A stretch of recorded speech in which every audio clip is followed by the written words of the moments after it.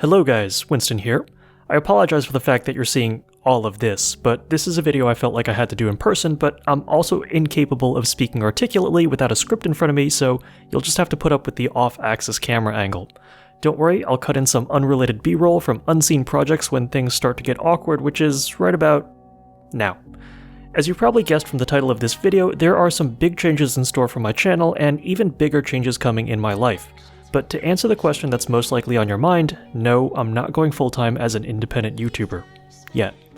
For the past 5 years, I've been employed as a federal civilian under the umbrella of the Navy.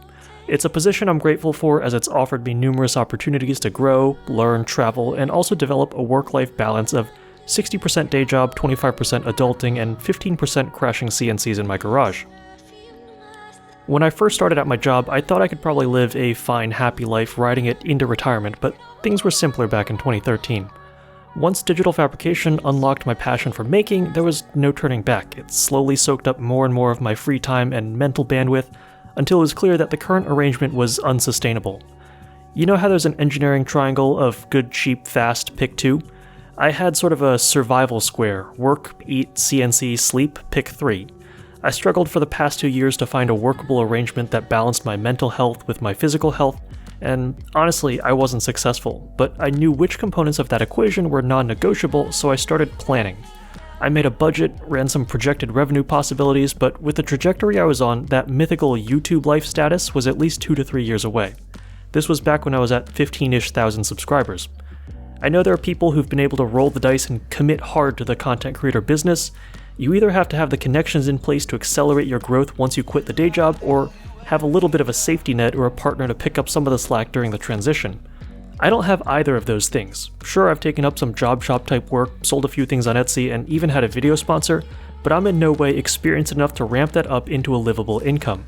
I have a lot of respect for people who've managed to successfully monetize their content because, quite frankly, I'm not there yet. So why then did I resign from federal service last week? Well, the calculus has changed. I was recently given the opportunity to merge 2 legs of my survival square, work and CNC, and that was something I couldn't turn down. Today, I'm excited to announce that I'm joining the Carbide 3D team, not just as a friend of the company with benefits or a super user / beta tester.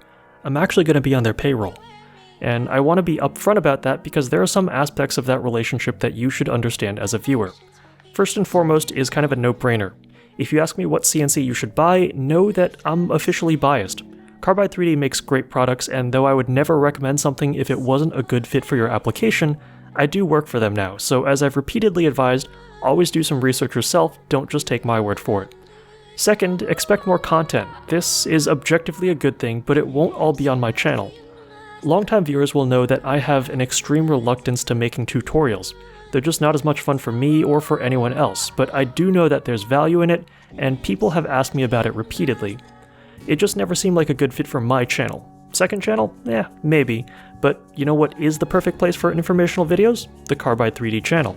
Everything from how to use a touch probe to how to export G-code from Fusion 360 is on my agenda for revitalizing that channel, so if those things interest you, give Carbide 3D a sub on YouTube. We're hoping it becomes a valuable repository of hobby CNC knowledge. To be clear, the content you've come to expect from me isn't going anywhere.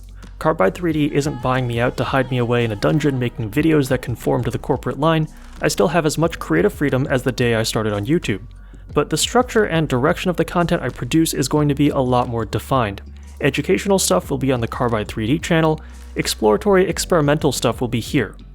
And for those of you who support me on Patreon, I don't want you to feel like I'm double dipping with my income. Some of my project materials or equipment will be bought on the company's dime, and likewise there will still be a bunch of stuff that I pay for out of pocket, especially as I work on establishing a new garage on the West Coast, and Carbide 3D definitely isn't paying me to play with the Pocket NC. So if you feel like I've sold out or have otherwise made it, I won't be offended if you scale back your monetary support. That's fine, and I appreciate all the support you've given me up to this point. I'm not doing this for the money, and I can take comfort in knowing that I'll still be able to make ends meet. The underlying motivation behind everything I do is still the same, to show people that CNC isn't witchcraft and it's something the average maker can figure out how to use. And to be able to do that now for a living is a privilege, and it's due in no small part to all of you guys for giving me a voice in the community and being genuinely supportive throughout my transformation from a know-nothing amateur to a moderately competent hobby machinist. So thank you all very much for watching, and I'll see you just a little more often now with new CNC related videos coming soon. Cut. Cut. Oh my god. Awkward.